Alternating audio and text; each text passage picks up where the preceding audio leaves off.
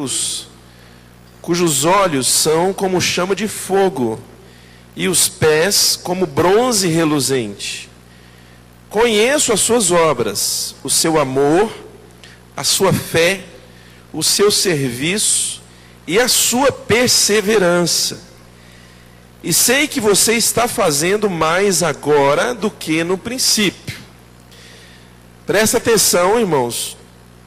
No início dessa carta, quem escreveu essa carta foi João, mas essa carta, essas palavras não são dele, essas palavras são de Jesus. Jesus dita para João essa carta. E essa igreja era uma igreja que estava numa cidade chamada Tiatira, onde hoje fica ali a Turquia, mais ou menos naquela região ali, a região da Ásia Menor. Era uma igreja fiel a Deus, era uma igreja de verdade, uma igreja santa. E olha o que Jesus está falando aqui. Conheço as suas obras, conheço o seu amor, a sua fé, o seu serviço, né? Você vê que nessa versão aqui, obras, ele fala de obras e serviço, né? Porque são duas coisas diferentes. Obras fala de uma conduta, de um comportamento, daquilo que nós temos praticado no nosso dia a dia, daquilo que nós temos feito. Serviço fala de serviço, algo que é feito para o reino de Deus, em nome do reino de Deus. Por exemplo, distribuir roupas para os menos favorecidos, isso é serviço, né? Distribuir alimento para quem tem fome, isso é serviço. Distribuir, por exemplo, cesta básica para quem precisa, né? Isso é serviço, é um serviço que é prestado. Então, é por isso que ele fala sobre obras e serviço. Conheça as suas obras, o seu amor, a sua fé, o seu serviço e a sua perseverança. Por que perseverança aqui, irmãos? Porque essa igreja, irmãos, ela passava, como qualquer um de nós, passava por momentos difíceis. E nesses momentos difíceis, ela perseverava. Ou seja, ela não desistia da caminhada, ela não desistia da jornada. Todas as vezes em que você, em algum momento da sua vida, você é perseverante, Jesus está vendo isso. E isso é algo que agrada ao coração de Deus. Na verdade, a perseverança, irmãos, ela é um princípio, um tesouro espiritual que o Espírito Santo vai construindo na vida da gente a cada dia, com a nossa busca pelo Senhor. E isso, irmãos, tem muito valor diante de Deus. É por causa da perseverança que nós continuamos na caminhada da fé até hoje. E é por falta da perseverança que muitos se desviaram do Senhor. É por falta de perseverança que muitos abandonaram a igreja, abandonaram a caminhada com o Senhor. E é por causa da perseverança que nós continuamos firmes até hoje. Você vê o quanto isso tem valor diante de Deus. Ser perseverante. Diga assim: Senhor Jesus, bem forte, Senhor Jesus. Eu quero ver todos falando bem forte: Senhor Jesus, me ensina a ser perseverante. Dentre todas as coisas na sua vida, você precisa aprender a ser perseverante. Presta atenção no que eu vou falar agora, isso aqui é muito sério. A perseverança, ela pode definir a sua salvação.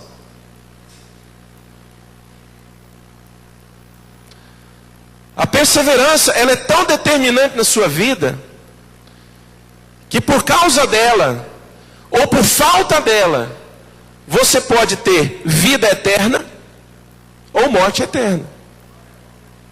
Olha o tanto que isso é sério.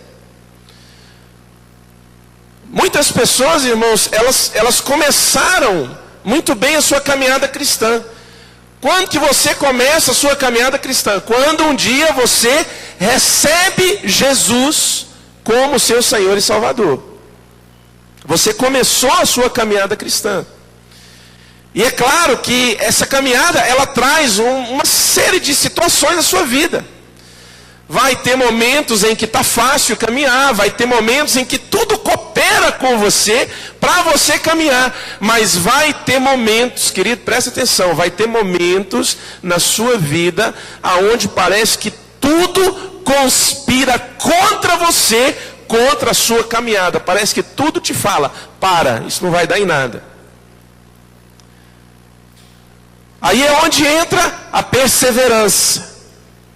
Se você for perseverante, você vai superar esses momentos difíceis, e no final de tudo, você vai receber a coroa da glória. Aleluia. E muitas pessoas, irmãos, que começaram muito bem na caminhada cristã, mas elas desistiram por causa de um comentário que alguém fez, elas desistiram por causa de uma situação desagradável que aconteceu dentro da igreja. Às vezes ela ainda era um pouco imatura e ela achava ou pensava que dentro da igreja não deveria acontecer essas coisas. De fato, não deveria. Algumas coisas não deveriam acontecer dentro da igreja. Acontece que nem todos os que estão dentro da igreja são salvos. Nem todos os que estão dentro da igreja são pessoas de Deus. É duro dizer isso, né? Mas é verdade. E às vezes por causa disso ela saiu. E às vezes no coração dela, querido, presta atenção, às vezes no coração dela, ela está ferida, ela está machucada pelo que aconteceu, por algo que aconteceu. E ela diz em seu coração, não volto mais.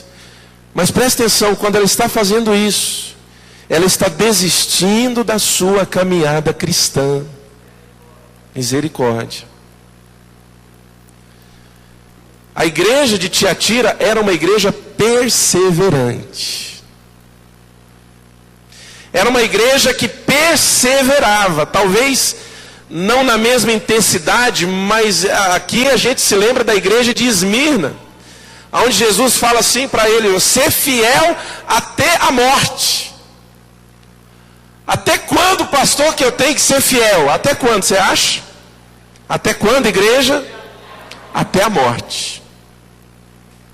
Até quando eu tenho que ser perseverante? Até quando, igreja? Até a morte.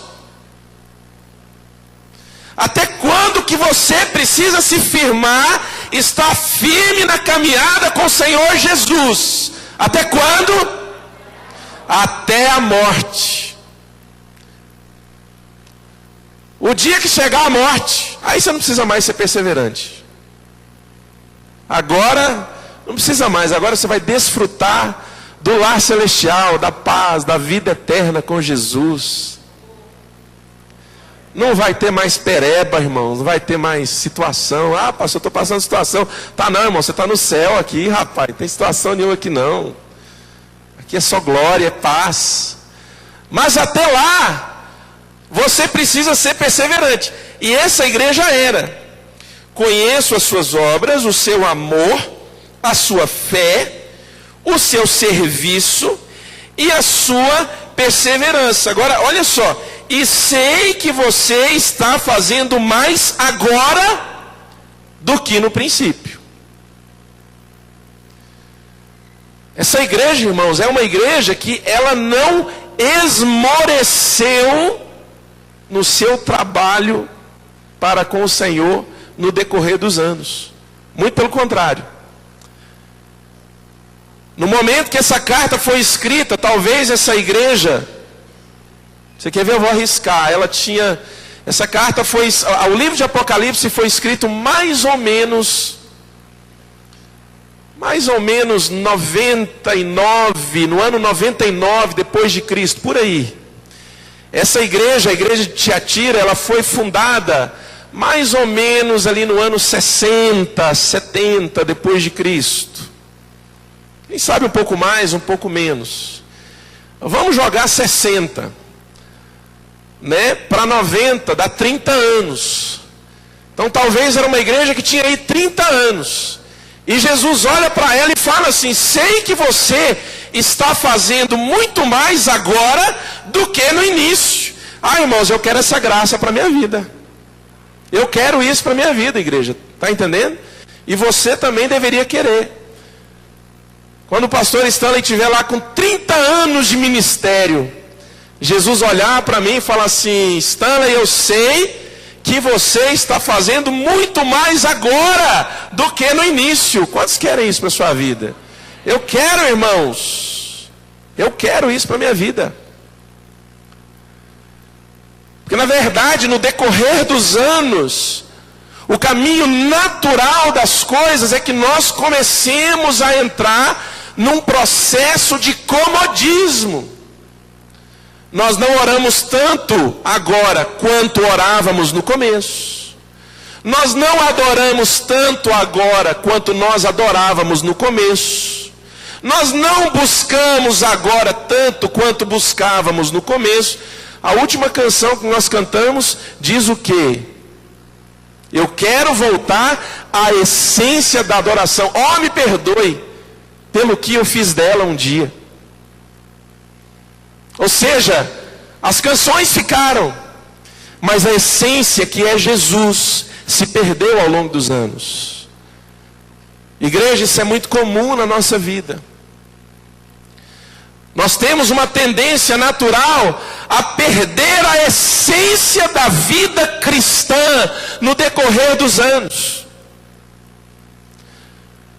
Nós temos, irmãos, a tendência natural a abandonar certas coisas que para nós no começo é importante, mas no decorrer dos anos, para nós elas vão deixando de ser tão importantes. Mas a igreja de Tiatira não era assim. Jesus olha para ela e diz: sei que você está fazendo muito mais agora do que no início, do que no princípio. Senhor Jesus, eu quero isso para a minha vida. Vamos dizer isso para Jesus? Diga assim: Senhor Jesus, daqui a 10 anos, eu quero estar fazendo muito mais do que agora, sem perder a essência. É o que eu quero, irmãos.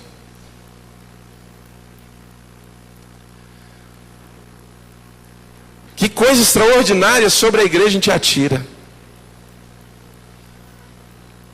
Talvez uns 30 e poucos anos de ministério, fazendo muito mais do que antes. Agora, olha o que Jesus fala para ela no versículo 20. Acompanhe comigo no versículo 20, Apocalipse 2. Jesus fala assim, ó: no entanto, contra você tenho isto: você tolera Jezabel. Repete assim comigo: tolera. Mais uma vez, repete assim comigo: tolera.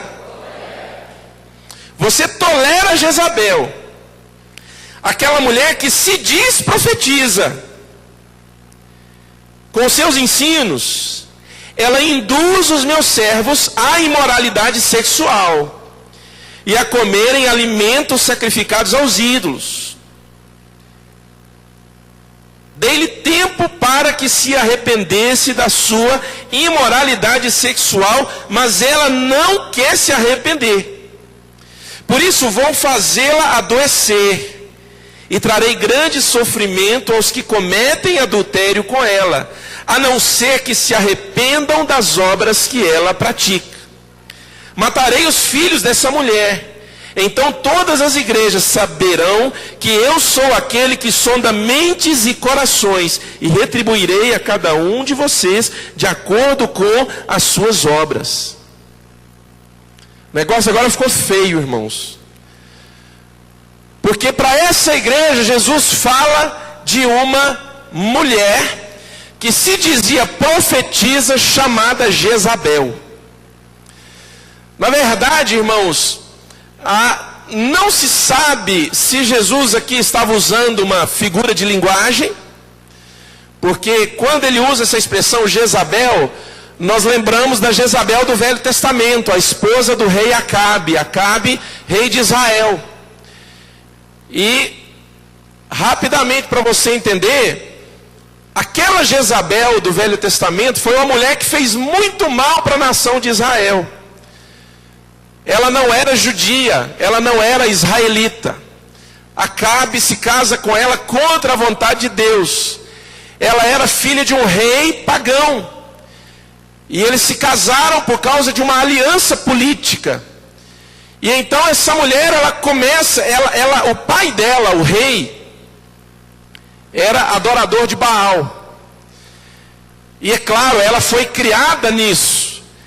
Então quando ela se muda para o palácio em Israel, para ser a esposa de Acabe, ela começa a introduzir em Israel a adoração a um Deus estranho.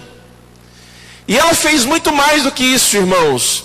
Ela destruiu o templo do Senhor. Ela matou profetas do Senhor. E durante muitos anos essa mulher, ela foi uma grande pedra de tropeço para aquela nação. Ela conseguia manter a nação longe do Senhor. Isso está lá em 2 Reis, você pode ver. E na igreja de Tiatira tinha alguém, pode ser uma Jezabel literal, da maneira como está falando, eu acho que era literal, o texto está muito claro. Mas não importa se era literal ou não. Na verdade, existia alguém lá, que se chamava Jezabel. Presta atenção, qual que era o trabalho dela? Ela induzia os servos de Deus, ela induzia os irmãos da igreja, ela induzia as pessoas a se afastarem do Senhor, cometendo pecados de imoralidade sexual. Era uma coisa, irmãos, escabrosa. Era uma coisa horrorosa. Essa mulher, irmãos, ela estava mudando a condição daquela igreja diante de Deus. E aí, irmãos, nós vemos duas coisas aqui, aonde nós podemos tirar, assim, lições preciosas. Primeiro, diga assim, diga assim comigo bem forte, eu preciso ter uma identidade própria. Bem mais forte, eu preciso ter uma identidade própria. O que isso significa? Significa que você precisa aprender a discernir o bem e o mal. Você precisa aprender. E muitas pessoas não sabem discernir. Muitos crentes não conseguem discernir. Eu não estou dizendo de um crente que não sabe que roubar é pecado. Não é disso que eu estou falando. Eu não estou falando de um crente que não sabe. Eu não sabia que xingar era pecado. Eu não sabia que mentir era pecado. Eu não estou falando dessa pessoa. Isso até o ímpio sabe que é errado. Eu estou falando, irmãos, é que tem muitos crentes, tem muitas pessoas de Deus, que elas se deixam influenciar por outras pessoas. Elas começam a ser influenciadas por outras pessoas para o mal.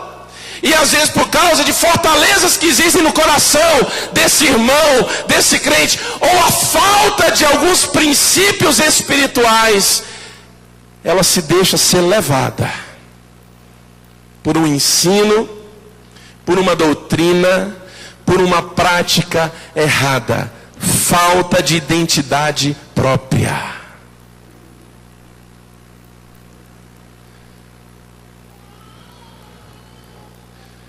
Quando nós estudamos as cartas às igrejas em Apocalipse, nós chegamos num ponto, ali na igreja de Sardes, em que nós falamos do período em que a igreja ela estava completamente afundada na idolatria. E então Deus levanta alguns homens, John Wesley, grandes homens de Deus, Lutero, Calvino, uma série de homens de Deus. E aí começa a surgir a reforma protestante. Eles começam a olhar para algumas práticas, irmãos, e dizer assim, não, isso não é de Deus. Um pega a Bíblia, começa a ler e lê assim, o justo viverá por fé. Então por que eu tenho que ficar pagando penitência, se a Bíblia diz que o justo viverá por fé? E ele começa a dizer, não, esse ensino está errado. E então começa aí um movimento no mundo inteiro, que terminou na Reforma Protestante. Uma das coisas que aconteceu na Reforma Protestante, sabe qual é? A Bíblia foi devolvida para o povo. O povo não tinha acesso à Bíblia. Então agora, eles criaram um movimento que permitiu com que a Bíblia fosse entregue ao povo e ensinou o povo a ler a Bíblia. Por quê? Porque eles queriam que a Bíblia fosse a nossa única regra de fé e prática. Agora presta atenção. Acontece, irmãos, que até hoje, talvez para uma grande maioria, a Bíblia não é a única regra de fé e prática. Pastor, misericórdia, o que o senhor está falando? Eu estou falando que talvez para a grande maioria, a Bíblia não é a única regra de fé e prática. E o que tem sido a regra de fé e prática da maioria da igreja hoje? Sabe o que tem sido, irmãos? As revelações de grandes pregadores. Tem sido o que define a caminhada, tem sido o que define a fé, tem sido o que define a conduta e o comportamento. E talvez quando você pega a palavra e você começa a meditar na palavra, a esmiuçar a palavra, você começa a ver que muita coisa está errada. Não é isso que a palavra diz. Diga assim, Senhor Jesus, bem forte, igreja, Senhor Jesus, me ajude, porque eu quero fazer da Bíblia a minha regra de fé e prática, a única. Nós precisamos aprender, irmãos, a voltar, a meditar na palavra de Deus, porque é a única coisa que vai nos fazer criar uma identidade própria. Aí eu não serei influenciado, aí eu não serei enganado. Sabe qual que era o problema da igreja de Tiatira? Que eles viam aquilo tudo, mas eles toleravam aquela situação. Uma igreja que estava fazendo muito mais agora do que no princípio. Uma igreja que tinha boas obras, que tinha um bom serviço. Uma igreja, irmãos, que era em alguns pontos apreciada pelo Senhor, mas tolerava o que era errado. Tolerava o pecado. Amado, presta atenção. Toda vez que você tolerar o pecado vai tirar você do caminho de Cristo. Toda vez que você concordar com o pecado, eu preciso de mais retorno aqui. Toda vez que você concordar com o pecado vai tirar você do caminho de Cristo. O que é que tem na sua vida que você tem tolerado? Veja aqui comigo, por favor, abra aí em Tiago. Eu gosto muito desse texto aqui de Tiago.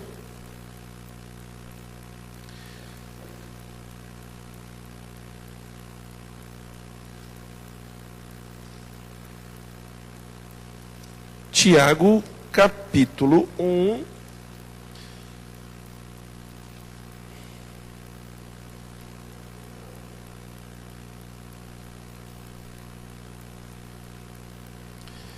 Versículo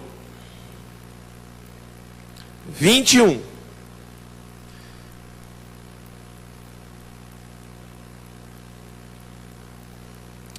Diz assim, ó, Tiago 1, 21. Portanto, livrem-se de toda a impureza moral. Olha o que Tiago está falando para a igreja. Ele está dizendo assim: portanto, livrem-se de toda a impureza moral e da maldade que prevalece. Para quem que Tiago estava escrevendo, igreja? Tiago estava escrevendo para a igreja. Ele estava escrevendo para irmãos. E ele fala assim, irmãos, olha, livrem-se de toda impureza moral e da maldade que prevalece. Por que prevalece, irmãos? Porque o amado aceita e tolera o pecado na vida dele. Ele aceita e tolera o erro na vida dele. E aquilo, de certa forma, irmãos, no decorrer dos anos, vai prevalecendo na vida dele. É criar uma pedra de tropeço na minha caminhada com Cristo. E Tiago fala assim, livrem-se de toda impureza moral e da maldade que prevalece, meu amado, na sua vida e no seu coração. Nada pode prevalecer a não ser o amor de Deus e a paixão pelo Senhor Jesus. O mal não pode prevalecer na sua vida e no seu coração. O pecado não pode prevalecer na sua vida e no seu coração. A injustiça não pode prevalecer na sua vida e no seu coração. Amado, preste atenção. Não pode prevalecer na sua vida uma condição, uma conduta ou um comportamento que te afasta de Deus. Porque cedo ou tarde, isso vai impedir que você continue buscando a Deus e tira você do caminho. E faz você deixar de ser perseverante. E quem deixa de ser perseverante está colocando em risco a sua vida eterna. Não tolere o mal na sua vida. Não tolere. A igreja de Tiatira tolerava Jezabel. Irmãos, olha como é forte. Vamos voltar lá. Olha como é forte, irmãos. Olha o que eles toleravam. Versículo 20, ó. No entanto, contra você tenho isso. Você tolera Jezabel, aquela mulher que se diz profetiza. Olha para mim, irmãos. Jesus está falando que ela se dizia profetiza. Eu posso entender que ela se apresentava para o povo como profetiza e o povo acreditava. Você concorda comigo? Sim ou não? Jesus está falando, ela se diz profetiza. Se Jesus está falando isso, é porque ela se apresentava ao povo como profetiza e o povo acreditava nela.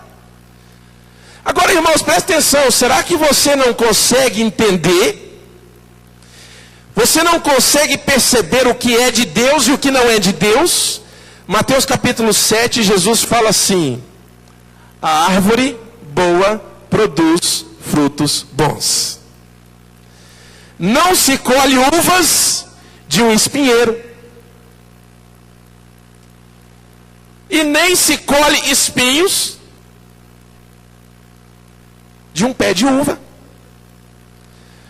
A árvore boa produz frutos bons, a árvore ruim produz frutos ruins. Irmãos, presta atenção. Nós às vezes toleramos certas coisas na nossa vida, irmãos, e o mal tem prevalecido. Quando eu falo mal, eu já expliquei isso, vou reforçar. Eu não estou falando de um espírito maligno, eu não estou falando de um demônio,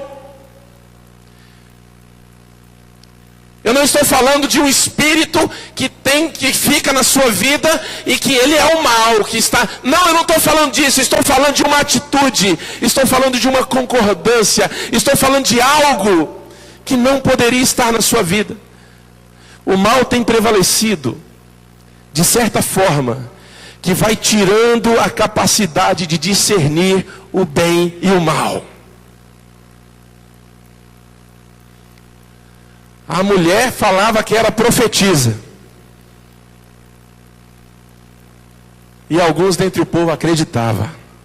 Fala assim, meu Deus. Porque é muito fácil você perceber o falso profeta. Mas você só consegue perceber, é fácil você perceber, se você não tiver cego. Porque para quem está cego, o falso profeta é o popstar, é o cara do momento. Olha só as revelações que ele trouxe, meu Deus, isso é de Deus. Não consegue perceber. Diga assim comigo: Senhor Jesus, me ajude a não ser cego, para poder perceber o bem e o mal.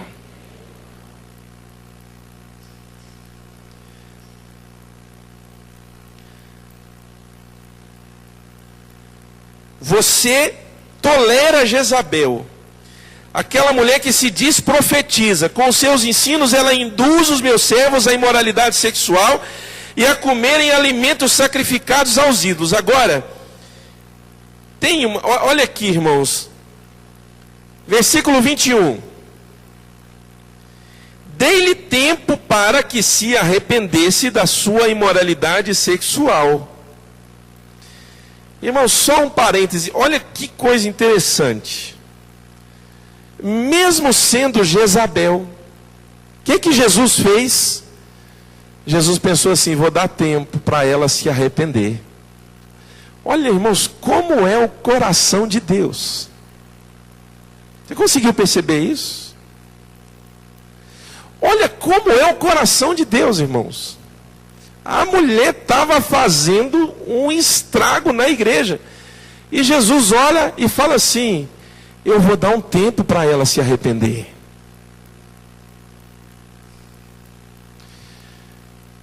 Presta atenção numa coisa: o problema não é estar caído. O problema é não querer se levantar. Repete assim comigo: o problema não é estar caído. O problema é não querer se levantar. Jesus, ele espera, ele deu tempo para ela. Ele deu tempo. Jesus viu aquilo na igreja e Jesus deu tempo para ela. Ele pensou: eu vou dar tempo para ela, quem sabe ela se arrependa. Irmãos, Deus espera que nós nos arrependamos. Olha que coisa impressionante. Isso é graça. Isso é a graça de Deus. Mas ela não quer se arrepender. Olha aqui, irmãos, presta atenção. Chega um momento em que Jesus, ele cansa de esperar. Isso aqui está muito claro, irmãos. Olha só. 21. Dei-lhe tempo para que se arrependesse da sua imoralidade sexual. Mas ela não quer se arrepender. Jesus viu caída. Aí Jesus olha e fala assim: vou dar um tempo para ela se arrepender. Mas ela não quis se levantar. Aí, irmão, chega um ponto em que Jesus, ele para de esperar. Agora o negócio que vem, irmãos, é violento. Olha o 22, ele fala assim: por isso, vou fazê-la adoecer e trarei grande sofrimento aos que cometem adultério com ela, a não ser que se arrependam. Jesus, ele sabe, irmãos, olha só, Jesus, ele vê a queda, ele vê a imoralidade, ele vê a lama suja do pecado, ele vê, irmãos, a displicência, ele vê a falta de compromisso, ele vê a dureza de coração, sabe, irmãos, ele vê a fraqueza. Aí ele fala assim: vou dar um tempo para que se arrependa. Em Romanos, no capítulo 2, Paulo fala assim: ou vocês ignoram que é a bondade de Deus que conduz o homem ao arrependimento. Você sabe o que eu vejo aqui, irmãos? Deus espera que você se arrependa. Ele espera mesmo. Ele dá um tempo para você se arrepender. E aí ele prepara tudo para levar você ao arrependimento. É a bondade de Deus que conduz o homem ao arrependimento.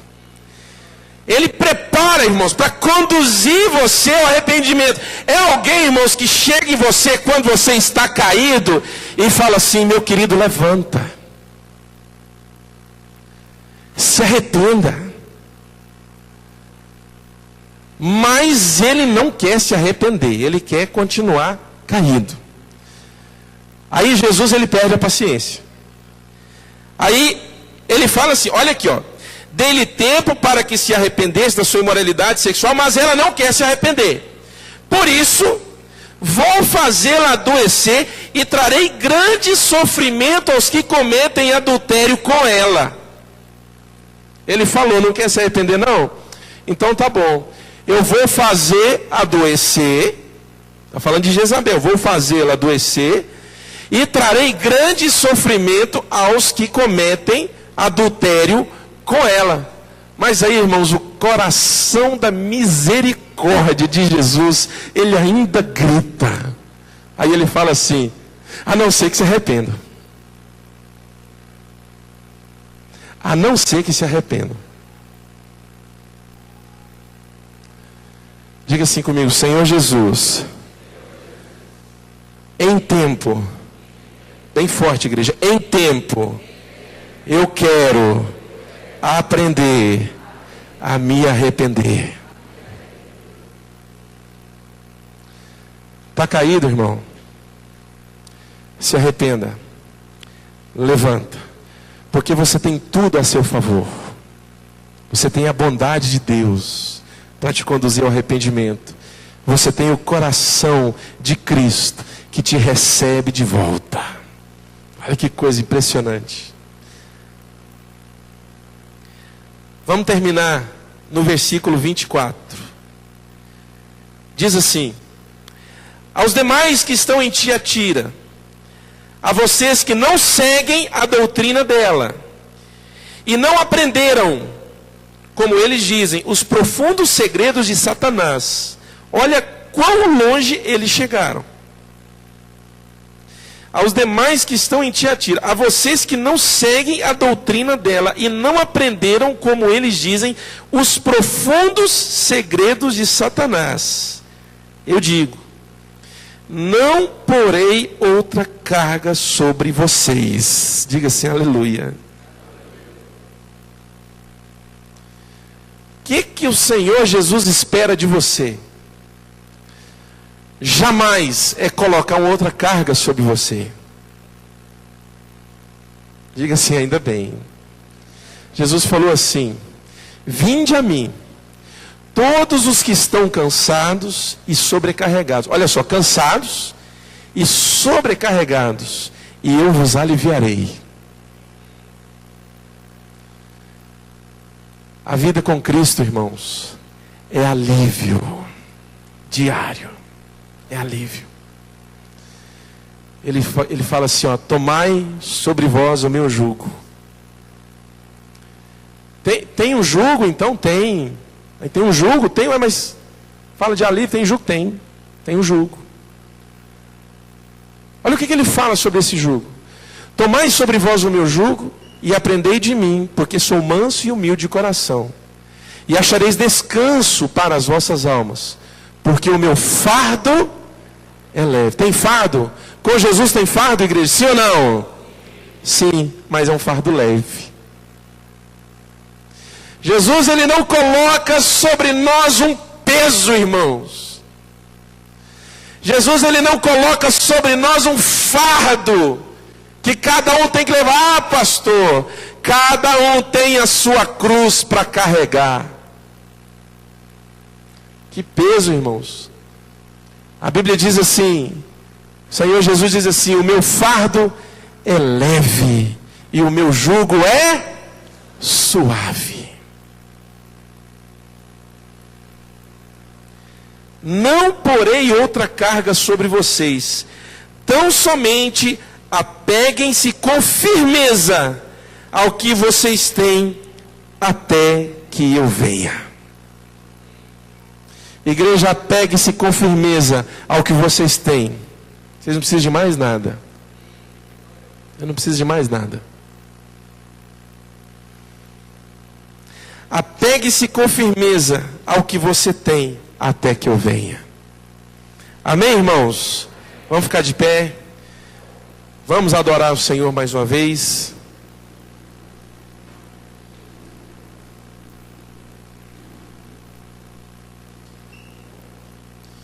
Estou voltando à essência da adoração. A essência és tu. A essência és tu, Jesus. Oh, me perdoe pelo que eu fiz dela. A essência és tu. A essência és tu, Jesus. Você quer ver que eu estava no tom certinho? Quer ver? Mostra aí.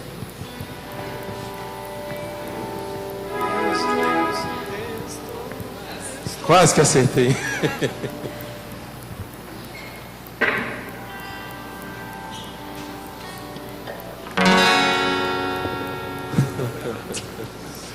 Vamos começar dessa parte.